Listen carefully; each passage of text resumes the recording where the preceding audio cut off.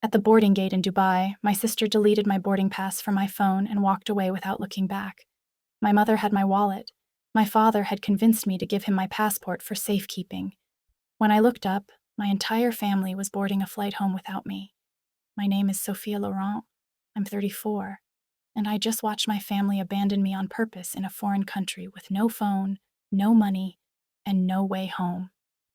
If you've ever been betrayed by the people who were supposed to protect you, stay until the end. Because what happened next changed everything. And while you're watching, don't forget to like and subscribe, because this story might just change your view of life and relationships. Let me back up. 3 weeks earlier, my family invited me on this Dubai trip. They said it was a healing vacation after my divorce. My ex-husband had an affair with his assistant. Cliché, I know. And the divorce absolutely destroyed me financially and emotionally.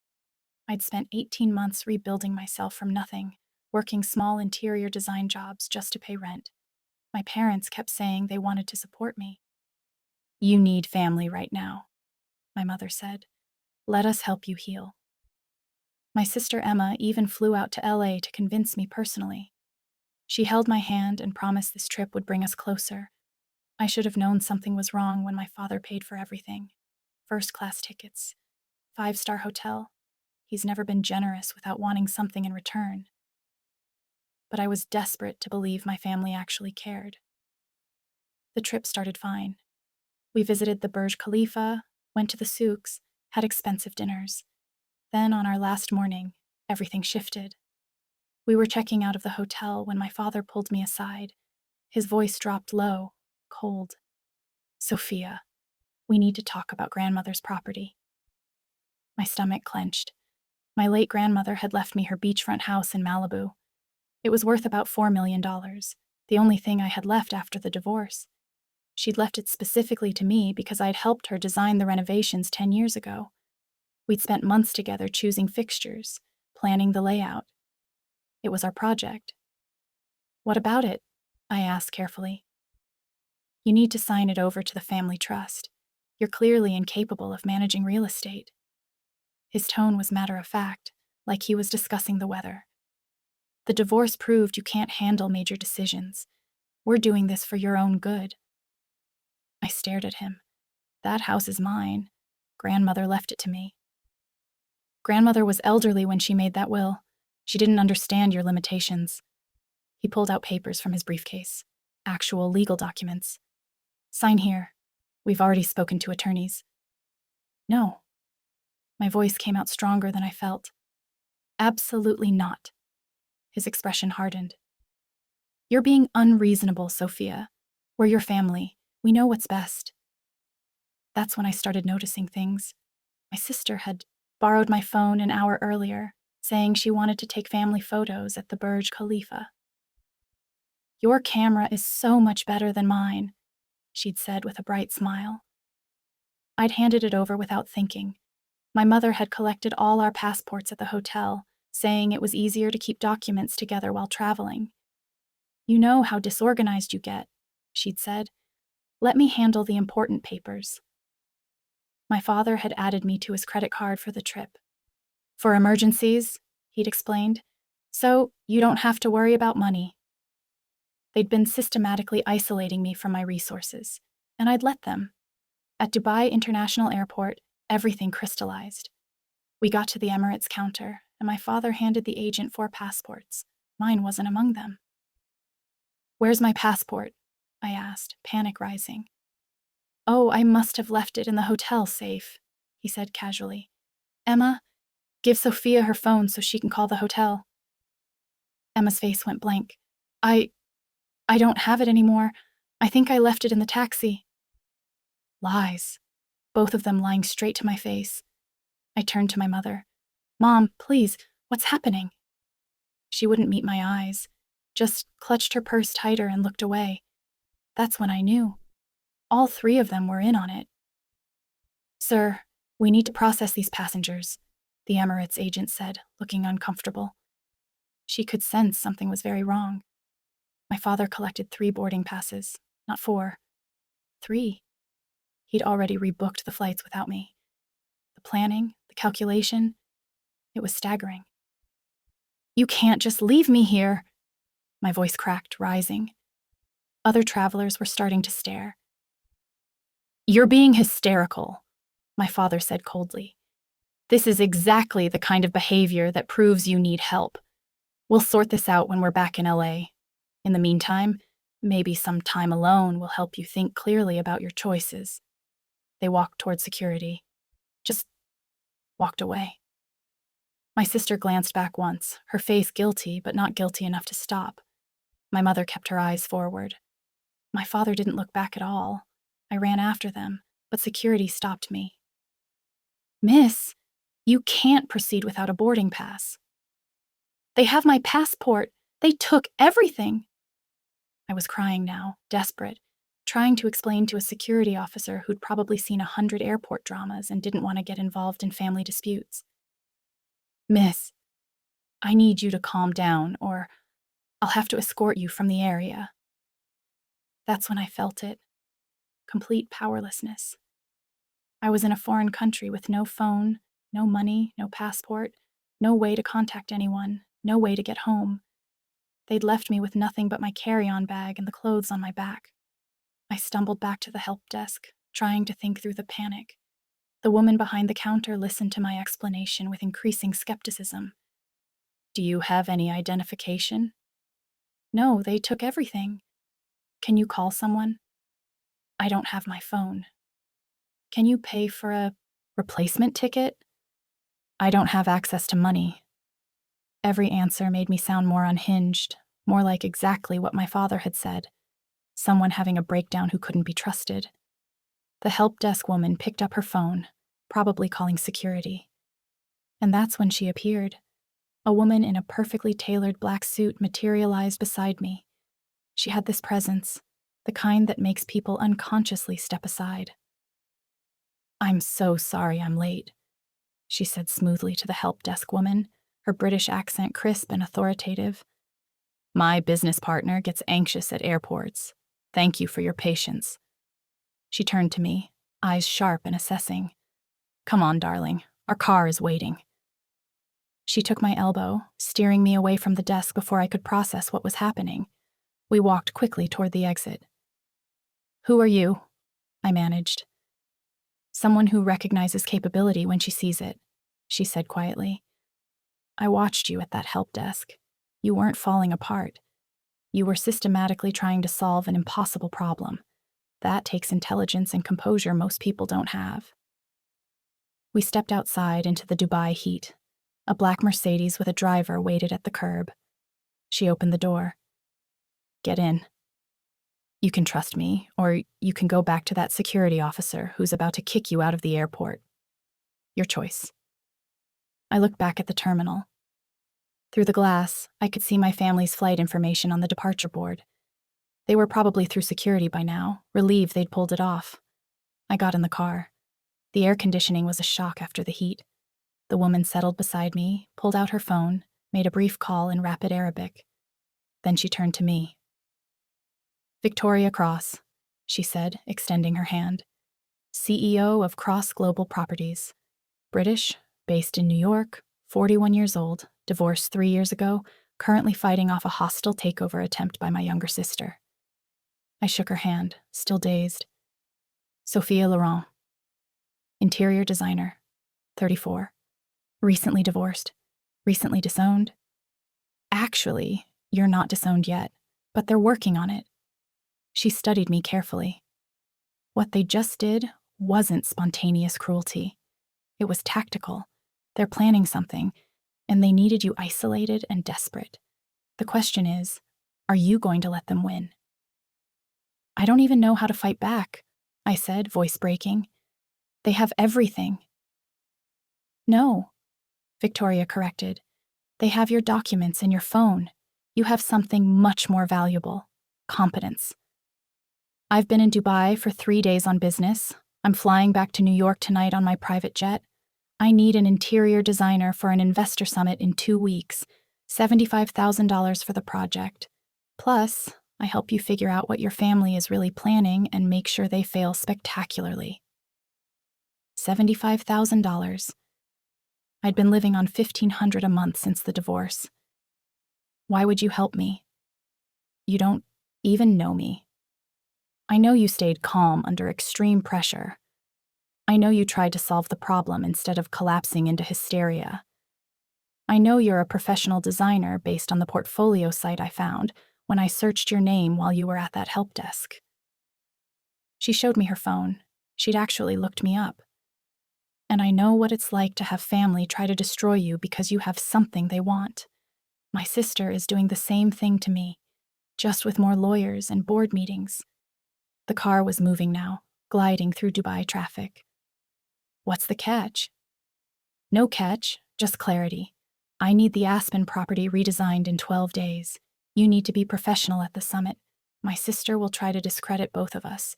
She'll dig into your background, use your divorce, paint you as another one of my impulsive mistakes. Can you handle that? I thought about my family somewhere over the Mediterranean, about my father's cold voice, about Emma deleting my boarding pass, about 18 months of rebuilding myself from nothing. I have conditions, I said, voice steadier now. Full creative control over the design. My name credited publicly as lead designer. And you help me find out exactly what my family is planning. Because you're right. This was calculated. Victoria smiled, sharp and approving. Deal. My attorney can draft the contract on the flight. She pulled out a second phone from her bag and handed it to me. Already set up with your email and contacts. I had my assistant handle it while we were walking to the car. I stared at the phone. She'd planned this rescue. How long were you watching me? Long enough to know you're worth the investment. The car pulled into a private terminal. A sleek jet waited on the tarmac. Welcome to Cross Global Properties, Sophia. Let's go build something extraordinary and destroy the people who underestimated you. The private jet was surreal. Cream leather seats, a full bar, an actual bedroom in the back. Victoria's assistant had prepared a folder with the Aspen property details, contract drafts, and a tablet loaded with design software. The bedroom's yours if you need to sleep, Victoria said. Flight's about 14 hours. We'll land in New York tomorrow morning, your time. But I couldn't sleep. My mind was spinning. Victoria made calls while I reviewed the property photos. Then my new phone rang. Unknown number. Hello? Sophia? Oh, thank God. It was my cousin Rachel, the only family member I actually trusted. Your mom just called me. She said you had a breakdown in Dubai and wandered off. She's worried you're going to hurt yourself. My hands clenched around the phone. When did she call? About 20 minutes ago. But Sophia, that's not why I'm calling. She also called yesterday, before you even went to the airport. Everything went cold. What did she say yesterday? She was asking if I'd heard from you, if you'd seemed unstable lately. She mentioned your divorce, the depression, some appointments you canceled last year. She was building a narrative, Sophia. I didn't understand it then, but now... Rachel's voice dropped. What really happened? I told her everything. The abandoned airport, the stolen documents, Victoria's rescue. When I finished, Rachel was silent for a long moment. Sophia, I need to tell you something. Your mom called me last week, too. She was asking about grandmother's Malibu property, specifically about whether you were capable of managing it. She mentioned getting legal advice about the situation. My stomach dropped. What kind of legal advice? She didn't say exactly, but she asked me questions about your mental state after the divorce. Whether you'd missed family events, whether you'd been irresponsible with money. It felt like she was fishing for examples of incompetence. I looked at Victoria, who was watching me with sharp interest. Rachel, can you forward me every email and text they've sent you? Everything. Already doing it. Sophia, be careful. Whatever they're planning, it's sophisticated. After I hung up, I showed Victoria the emails Rachel forwarded. Messages about concerning behavior. Old texts I'd sent during my darkest post-divorce days, presented without context. A list of canceled appointments framed as evidence of dysfunction instead of self-care. Victoria read through everything, her expression hardening. They're building a conservatorship case. In California, families can petition to have an adult declared unable to manage their own affairs. If they succeed, they get control of all your assets, including the Malibu property. Can they actually do that? My voice sounded hollow. If they build a strong enough case and you can't defend yourself, yes. She pulled out her phone. Gerald Hartman, best family law attorney in New York. He's handled cases exactly like this. Within minutes, she had him on speaker. Gerald's voice was crisp and professional.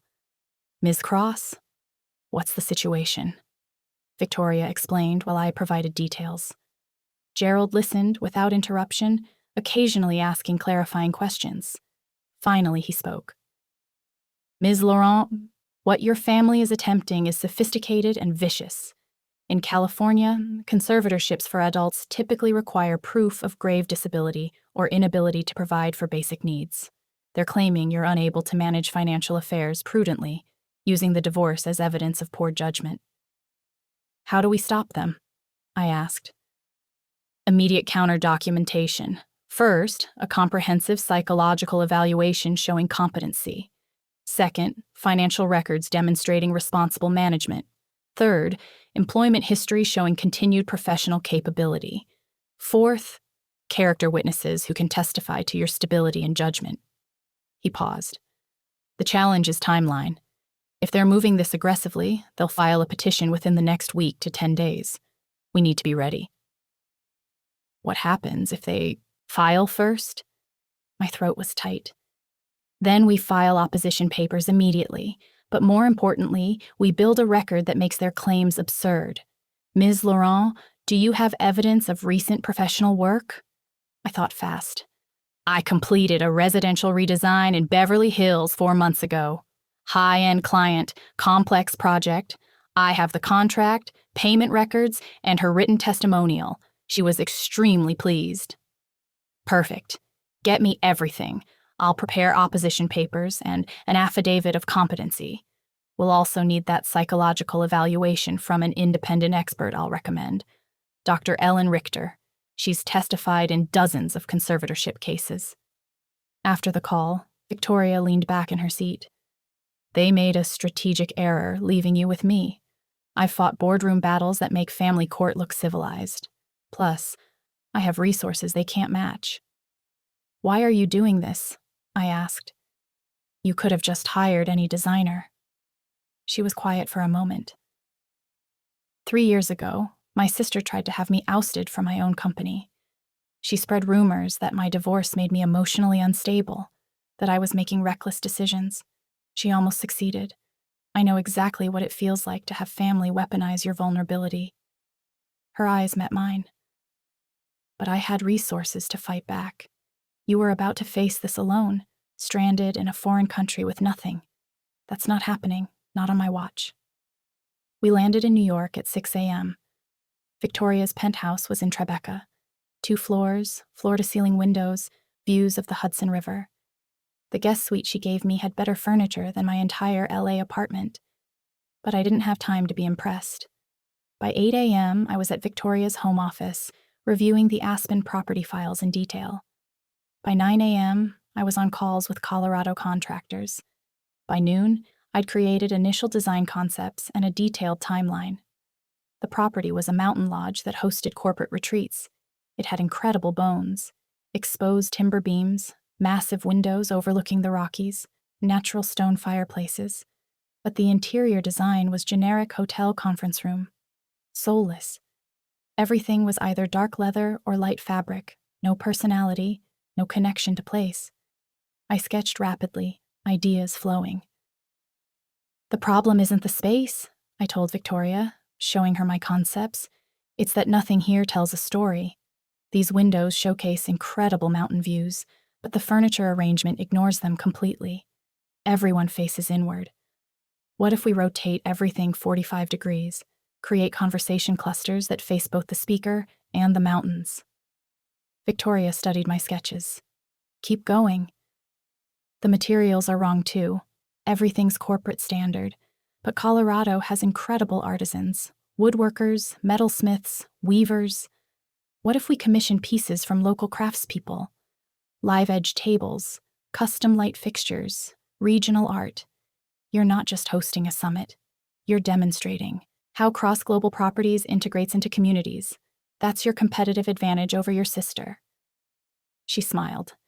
Cassandra will hate it. She thinks serious business requires serious, meaning boring, environments. Cassandra's wrong. Serious business requires environments where people feel comfortable enough to think creatively and trust the people they're working with. I pulled up mood boards on the tablet. I can have this ready in 11 days if I start sourcing today. Budget approved, whatever you need. Victoria stood. Maria will set you up with company cards and access to our contractor networks. I'll have my assistant coordinate travel to Aspen in 6 days so you can oversee installation. Meanwhile, you have that psychological evaluation this afternoon. The evaluation with Dr. Richter was scheduled for 2 p.m. at her Manhattan office. I spent the intervening hours making calls to vendors, negotiating rush orders, coordinating deliveries. Dr. Richter was a woman in her 60s with sharp eyes and a warm demeanor. For 3 hours, she asked questions, ran cognitive tests, reviewed my history. She asked about the divorce, the depression, my coping mechanisms. She asked about my work, my decision-making process, my ability to manage stress. At the end, she closed her notebook and looked at me directly. Ms. Laurent, you've experienced significant life stressors, divorce, family betrayal, financial strain. You show signs of situational depression, which is normal and appropriate given your circumstances. However, she emphasized the word, you demonstrate excellent reality testing, sound judgment, normal cognitive function, and highly adaptive coping strategies. You're not just capable of managing your own affairs, you're thriving under extraordinary pressure. Relief flooded through me. You'll put that in your report? I'll be providing a comprehensive evaluation to Mr. Hartman stating exactly that. Your family's claim that you're incompetent is not only false, it's offensive given the evidence. She smiled slightly.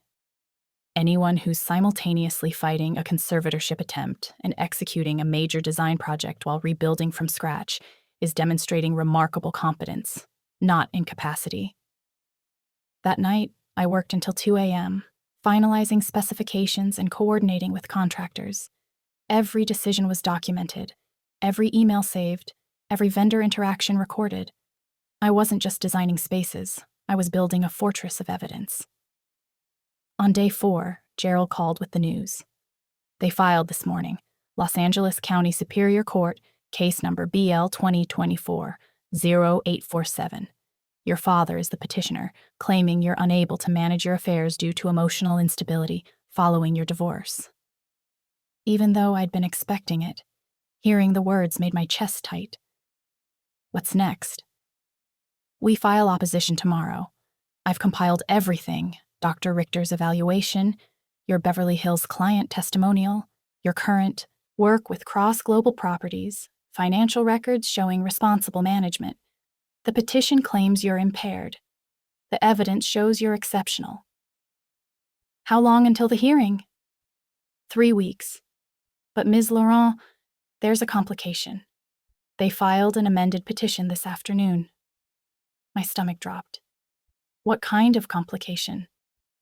They're now claiming your sudden involvement with Victoria Cross demonstrates poor judgment, that you're being manipulated by someone taking advantage of your vulnerable state, that a mentally stable person wouldn't enter a business arrangement with a stranger overseas.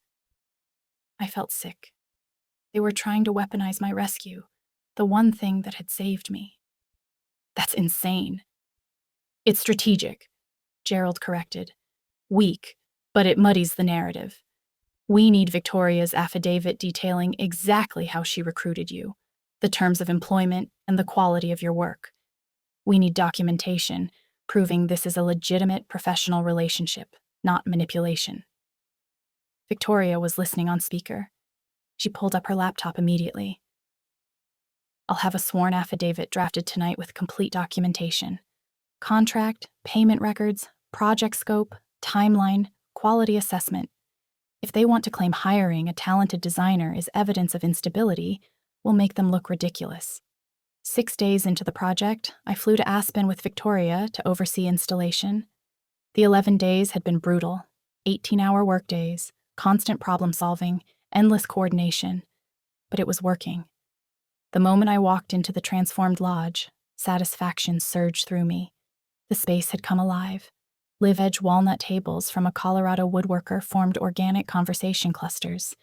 Each one was unique, showing the natural grain and character of the wood. The furniture arrangement now embraced the floor-to-ceiling windows instead of ignoring them. Mountain views became part of the experience, not background scenery. A metalsmith from Boulder had created custom light fixtures inspired by aspen leaves, brushed bronze with delicate details that cast beautiful shadows. A weaver from Telluride had made tapestries in mountain sage and stone gray that added warmth without overwhelming the space. The art was all from Colorado artists, abstract landscapes that captured the essence of the Rockies without being literal. Bold, modern, sophisticated. The main presentation area no longer had a traditional podium. Instead, a low platform made from reclaimed barnwood felt inclusive rather than hierarchical. Seating was arranged in a gentle arc, allowing everyone to see both the speaker and each other. The dining spaces were even better. Long farm tables instead of round ones, encouraging conversation across the table. Custom linens in natural colors. Centerpieces of native wildflowers in simple glass vessels that would be replaced fresh daily. Victoria walked through every space slowly, testing sightlines, sitting in different seats. She didn't speak for 10 minutes. Finally, she turned to me. "You didn't just redesign spaces? You told our company story better than I could have explained it in 100 presentations." The catering director agreed. "I've worked dozens of corporate events here," she said. "This is the first time the space has had actual personality. But the real test would be the investors." The summit began with a cocktail reception the following evening. 27 influential people, investors, board members, industry leaders, circulated through the transformed spaces. I positioned myself near the bar, watching reactions. People naturally gravitated to the windows, wine glasses in hand, remarking on how the design enhanced rather than competed with the views. Conversations happened organically around the table clusters. The lighting was warm enough to be welcoming, but bright enough for business. 3 different investors approached Victoria to ask about the designer. Each time, she introduced me. Sophia Laurent, my head designer. She conceived and executed everything you see in 11 days. The reactions were consistent. Impressed surprise, questions about the timeline, genuine interest in the local artisan partnerships. Richard Preston, a silver-haired investor in his 60s, studied me thoughtfully. 11 days from concept to installation? Most designers would need 3 months for this scope.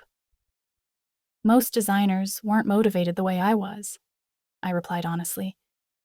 When you know exactly what you need to prove, you find efficiency. He laughed, clear-eyed and honest. I like that. He handed me his card. My company is developing a resort in Montana. I'd like to discuss bringing you on as lead designer after this summit concludes. I took the card, heart pounding. I'm very interested. Thank you. But not everyone was pleased. Victoria's sister Cassandra arrived late to the reception, blonde and polished in designer everything, her new husband trailing behind her. She surveyed the transformed space with thinly veiled irritation. When she approached us, her smile was ice. Quite a departure from our usual aesthetic, Victoria. I hope the board appreciates rustic. The word was carefully chosen, dismissive. It's not rustic, I corrected before Victoria could respond. It's regional authenticity combined with contemporary design principles. Every piece is custom, every choice intentional. This aesthetic communicates that cross-global properties understands placemaking, not just property development. Cassandra's eyes narrowed, really looking at me for the first time. And you are? Sophia Laurent, head designer, How lovely that Victoria has found another project to throw resources at impulsively. The dig was clear. She knew about Victoria's history, the divorce, the rumors of instability. Victoria's voice stayed professional, but steel ran underneath. Sophia transformed this property in 11 days, on budget, and exceeded every expectation. That's not impulsive, that's excellent judgment in hiring. Cassandra smiled tightly. We'll see what the board thinks. She moved away, but I noticed her whisper to 2 board members, gesturing subtly at the design choices, planting doubt. She's going to try to undermine this tomorrow, I said quietly. Let her try. Your work speaks for itself. The next morning, Victoria's main presentation took place in the redesigned hall. I sat in the back, watching as she walked 27 investors through Cross-Global Properties' vision for the next 5 years. The space was doing half the work for her.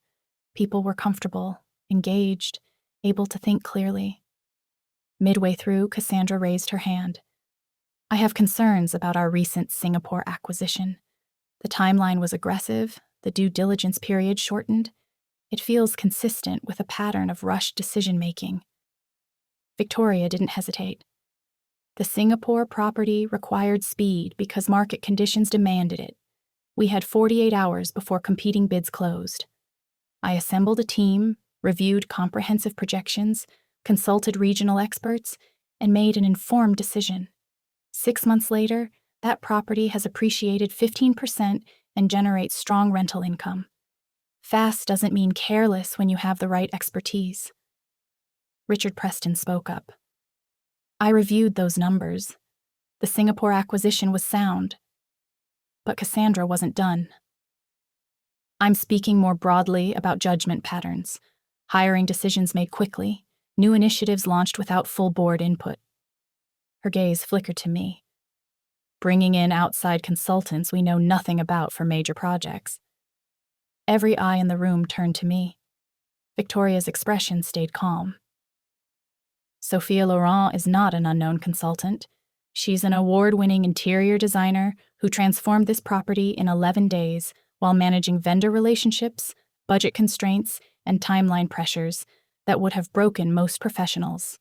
Everyone in this room is sitting in evidence of her competence. If Cassandra considers hiring talented professionals quickly a flaw, I'd suggest that reveals more about her decision-making speed than mine. Several board members nodded. One woman actually smiled. Cassandra's jaw tightened, but she stayed silent for the rest of the presentation.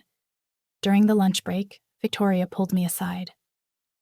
Cassandra's going to escalate. She just got embarrassed in front of the board. Let her, I said. Gerald's documentation is airtight. My professional record is solid, and your investors just saw exactly what I can deliver. That afternoon, my phone buzzed. Gerald's name on the screen made my chest tight. Ms. Laurent, your family's legal team submitted an amended petition 2 hours ago. They're now claiming that your involvement with Victoria Cross demonstrates impaired judgment, that you're being manipulated by someone taking advantage of your vulnerable state, that a mentally stable person wouldn't enter a business arrangement with a stranger in a foreign country. My hands clenched. They're trying to make my rescue look like exploitation. Exactly. It's a weak argument, but it complicates the narrative. Gerald's tone hardened. However, we have countermeasures. Victoria's affidavit is devastating to their claims. Dr. Richter's evaluation is unambiguous. And now we have something else, Richard Preston's job offer, an independent investor with no prior connection to you, offering employment based solely on your demonstrated competence. That's powerful evidence. Victoria, listening on speaker, spoke up. I'll contact Richard, get his statement in writing about why he's hiring Sophia, independent validation from someone with no stake in the conservatorship case. Perfect, Gerald said. We're building a case file that makes their petition look like what it is, a transparent money grab. The hearing is in 2 weeks. Be ready. That evening, Richard Preston did more than provide a statement. He called me directly. Ms. Laurent, Victoria briefed me on your family's legal situation. I want you to know that I'm not just offering you a job. I'm willing to testify if needed, Your work here is exceptional. The fact that you executed it while simultaneously fighting a conservatorship attempt demonstrates extraordinary competence. Anyone claiming otherwise is either blind or lying. I felt tears prick my eyes. Thank you. That means more than you know. One more thing, he added. I had my team do discreet research after Cassandra's little performance today. Your professional reputation is excellent. Your divorce was difficult, but handled with dignity. And your family's conservatorship attempt is, frankly, offensive and transparent. You deserve to be judged on your work, not your family's greed. After the call, I stood on my hotel room balcony, looking out at the mountains silhouetted against the darkening sky. For the first time since Dubai, I felt something shift. Not just survival. Hope. The board voted the next morning. Unanimous support for Victoria. Cassandra withdrew her challenge. Victoria texted me.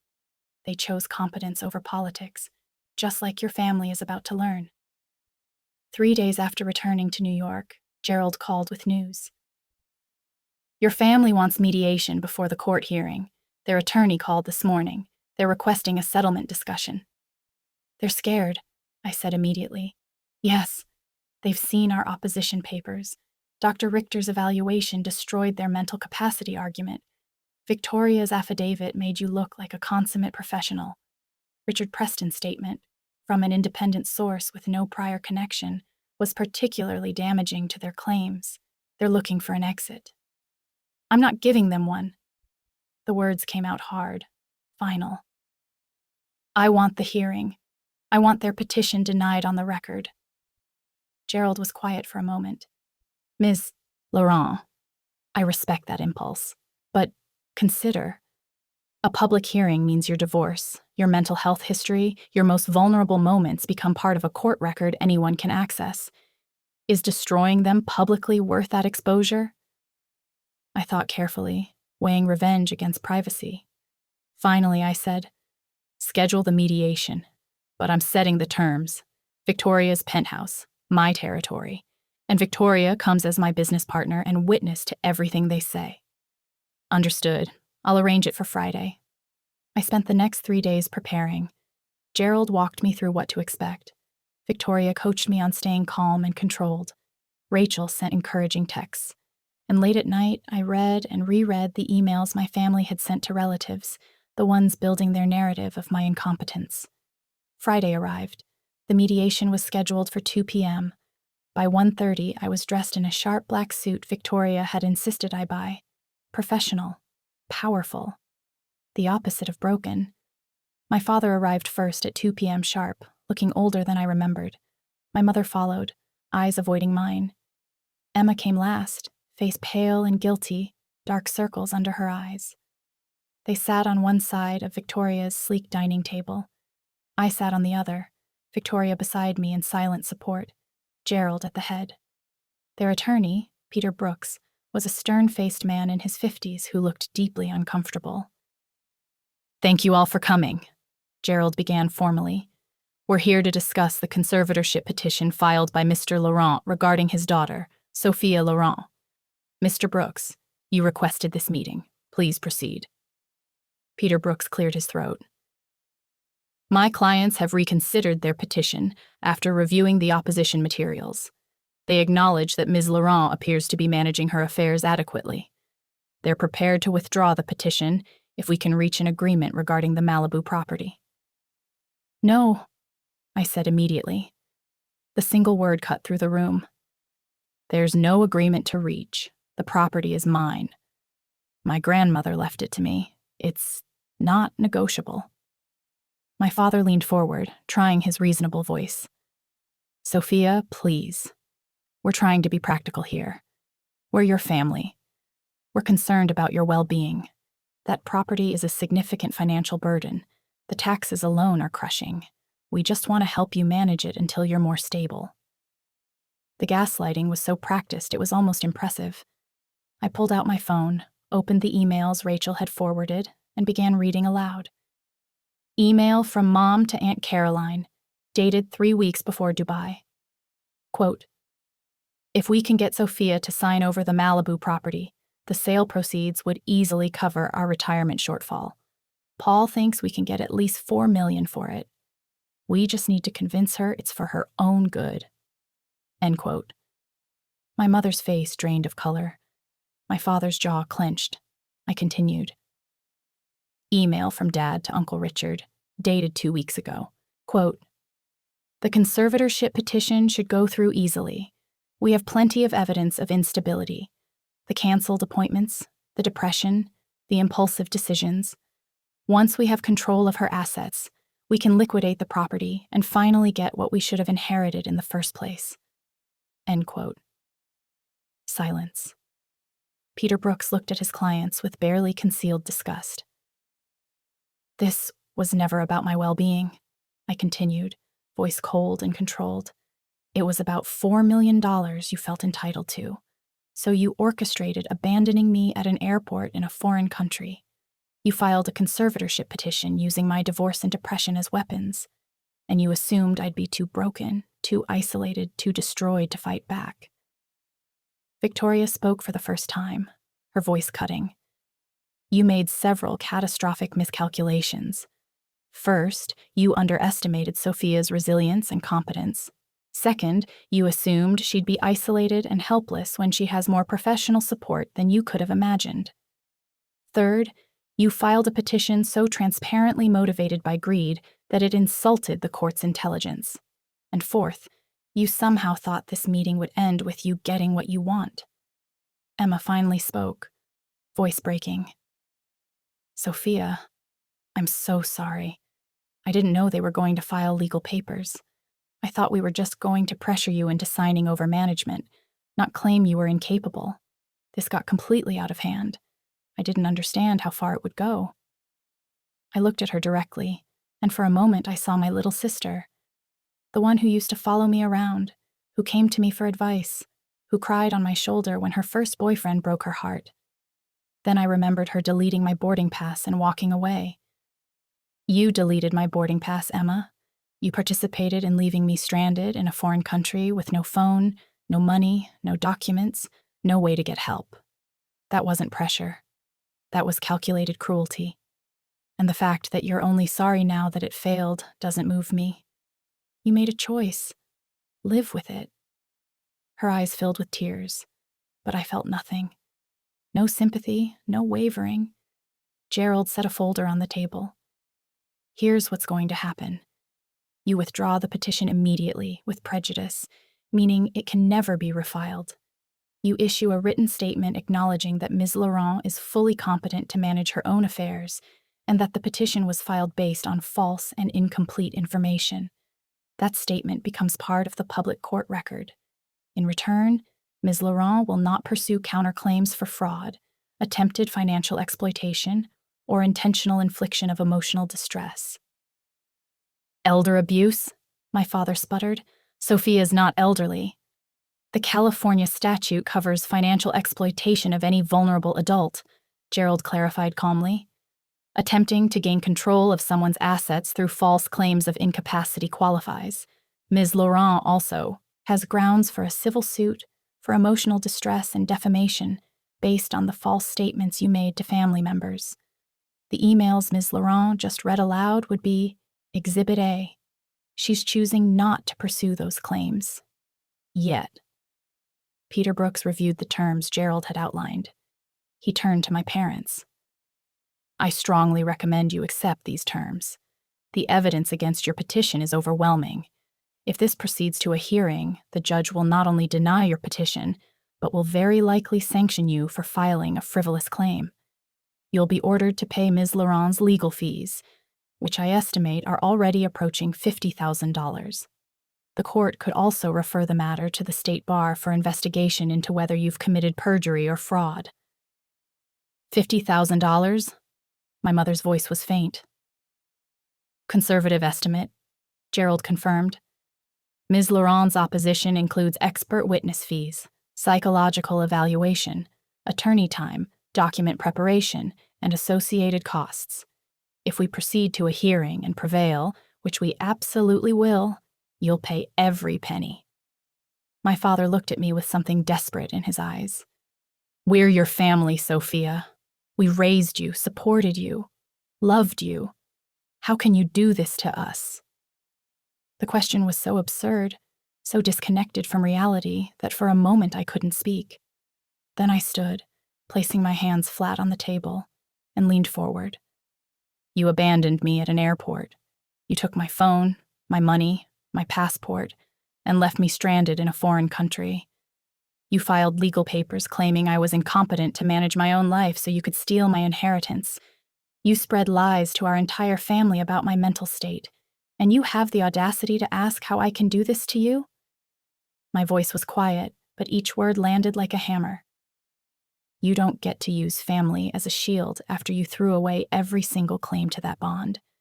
You don't get to pretend this is about love when it was always about money. Sign the withdrawal, issue the statement, and understand that you're getting mercy you didn't earn and absolutely don't deserve. Because if this goes to a hearing, I will pursue every legal remedy available. Every single one. The silence stretched. My father's hands were shaking. My mother was crying silently. Emma stared at the table. Finally, Peter Brooks slid the withdrawal documents across the table. Sign. My father signed first, his hand trembling. My mother signed next, tears dropping onto the paper. Emma signed last, barely able to hold the pen steady. Gerald collected the papers carefully. I'll file these with the court this afternoon. The statement acknowledging Ms. Laurent's competence will be drafted and sent to you for signature by end of business Monday. You'll have 24 hours to sign and return it, or these withdrawal papers become void and we proceed to the hearing. Peter Brooks stood, gathering his briefcase. My clients understand the terms. He looked at my parents with barely concealed disapproval. I'll ensure the statement is signed promptly. My family gathered their belongings slowly. At the door, Emma turned back one last time. Sophia, I really am sorry. I know you won't believe me, but I am. I wish I could take it back. You're right, I said quietly. I don't believe you, but I appreciate you saying it anyway. The door closed behind them. The penthouse fell silent. Victoria walked to the bar and poured 2 glasses of wine. How do you feel? She asked, handing me one. I considered the question honestly, examining the emotions. Lighter, like I cut away dead weight that was holding me back. But also, I paused, searching for the word. Clear. I see them so clearly now, who they actually are versus who I wanted them to be. Gerald packed his briefcase. The court will receive the withdrawal Monday. The case will be formally dismissed. The public statement they issue will remain part of the court record permanently, essentially admitting they made false claims. That's as close to justice as the legal system can provide in a case like this. After he left, Victoria and I sat by the windows, watching the sun set over the Hudson, the sky turning shades of amber and rose. What happens now? She asked. Now I build something that's actually mine, I replied. Richard Preston's Montana project. Your recommendation opening doors. A portfolio that includes transforming a luxury lodge in 11 days under impossible pressure. Proof I can deliver excellence when everything's on the line. I set down my wine glass. I build a career where no one can ever make me feel helpless again. 6 months later, I stood in the living room of my Malibu house watching sunset paint the Pacific Ocean in shades of gold and crimson. The house my grandmother left me, the one they tried to take. The conservatorship case had been officially dismissed with prejudice, meaning it could never be refiled. The statement my family signed was part of the public court record. Anyone who searched could find their written acknowledgement that their claims had been false. The Montana project had been a massive success, a mountain resort that Richard Preston's company was using as their flagship property. My work had been featured in Architectural Digest. 2 more investors from Victoria's Summit had hired me for projects. My calendar was booked solid for the next 18 months. More importantly, I'd learned to charge what I was actually worth. No more desperate small projects. No more undervaluing my expertise. The going rate for my services was now $15,000 per room, with project minimums that would have seemed impossible a year ago. My family's reputation in our extended family network had been destroyed. Invitations to weddings, holidays, family gatherings, all quietly dried up. Cousins who once called regularly stopped answering their messages. The court record meant everyone knew exactly what they'd attempted. They'd face social consequences without me having to pursue additional legal action. Emma had sent 3 more apology emails over the months, long, elaborate explanations of how she'd been pressured, how she hadn't understood, how she wanted to make amends. I'd read each one and deleted them without responding. Some bridges, once burned, stay that way, not out of cruelty, but out of clarity about what I was willing to accept. My parents had sent a formal apology through their attorney 2 months after the mediation. Carefully worded to avoid legal liability, full of passive voice and non-apology apologies. Mistakes were made. The situation got out of hand. We hope you can find it in your heart to forgive.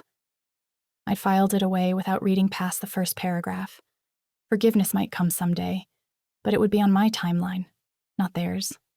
Rachel visited regularly, flying out from Chicago every 6 weeks or so. She was the only family connection I'd maintained. Over dinner one night, she'd asked if I felt guilty about the estrangement. "Do you think I should?" I'd asked. "No," she'd said immediately. "But I know you. You always felt responsible for keeping the family together." "That's the thing," I'd replied. "I'm not responsible for their choices. I'm only responsible for mine. And my choice is to protect my peace." Victoria had become a genuine friend, not just a business associate. We video called weekly, comparing notes on projects and celebrating victories. She'd successfully expanded cross-global properties into 3 new international markets. Cassandra had accepted a significantly diminished role after the board made it clear her attempted coup had failed. Turns out, competence beats politics when the stakes are high enough. Richard Preston had become not just a client, but a mentor. He'd introduced me to other developers, vouched for my work, helped me navigate the business side of high-end design.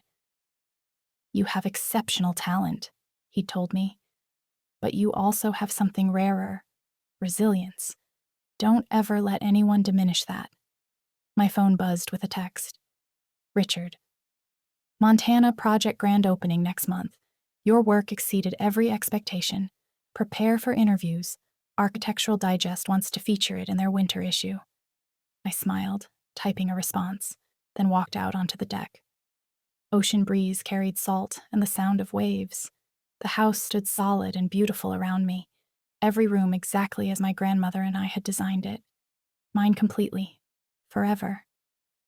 The Malibu property had appreciated in value, now worth close to $4.5 million. My family had tried to take it, thinking I was too broken to fight back. Instead, I'd kept it, improved it, and built a career that made me financially independent enough that I never had to worry about losing it again. If there's one thing I learned from being abandoned at an airport, it's this: betrayal by family cuts deeper than any other kind. Those are the people who know your vulnerabilities, your weaknesses, your deepest fears. When they weaponize that knowledge against you, it feels like the ground falling away. But survival isn't just about enduring. It's about refusing to accept someone else's assessment of your worth. It's about saying no when everyone expects compliance. It's about finding the strength to walk away from people who are supposed to love you when staying would destroy you. It's about building something so undeniably successful that it speaks louder than any manipulation or lie or attempt to diminish you. My family thought they could exploit my vulnerability. They thought divorce had left me too weak, too damaged, too desperate to fight back. Instead, they revealed their own moral bankruptcy and gave me the motivation to prove myself in ways I might never have attempted otherwise. The property stayed mine. The career I built became extraordinary. And the family I chose, Victoria, Rachel, Richard, Gerald, the network of professionals and friends I'd built, became more valuable than any blood connection that came with conditions and calculations. You don't need permission to protect your peace. You don't need anyone's approval to set boundaries that keep you safe. And you absolutely don't need to maintain relationships with people who have proven, through calculated cruelty, that they value your assets more than your humanity. Some people will call cutting off family harsh or unforgiving. They'll say blood is thicker than water, that family is forever, that you should give them another chance. I call it self-respect. I call it choosing integrity over obligation. I call it understanding that forgiveness is a gift you give when you're ready, not a debt you owe on someone else's timeline. And I call it recognizing that some actions place you permanently beyond forgiveness's reach, not because you're petty or cold, but because certain betrayals reveal character so fundamentally that reconciliation would require you to pretend you can't see what you now see so clearly. Have you ever had to choose between family loyalty and self-preservation? Have you walked away from people you were supposed to love because staying was destroying you? Have you set boundaries that others called cruel while you called them necessary? Drop your story in the comments. Your courage in choosing yourself matters more than you know, and don't forget to like and subscribe to the channel if you're truly a supporter of justice. The sun dipped below the horizon, leaving streaks of purple and gold across the sky. I raised my wine glass in a silent toast. To my grandmother, whose belief in me created the sanctuary. To Victoria, who saw potential in a desperate stranger and gave me a chance to prove it. To Gerald, who fought brilliantly for justice. To Richard, who judged me on my work, not my circumstances. To Rachel, who stayed loyal when loyalty mattered most. And to myself, for refusing to break when breaking would have been easier, for fighting back when fighting back seemed impossible, for building something extraordinary from nothing but determination and skill. Tomorrow, I'd start preliminary sketches for a new project in Colorado. Tonight, I'd simply stand here in the house that was mine alone, watching the ocean roll in endless and eternal, grateful for every hard lesson that brought me here. They thought abandoning me would leave me powerless. They thought isolation would make me desperate enough to give them what they wanted. Instead, it taught me exactly how powerful I could become when I stopped waiting for their approval and started building my own empire. And that empire doesn't have room for people who mistake kindness for weakness or vulnerability for opportunity.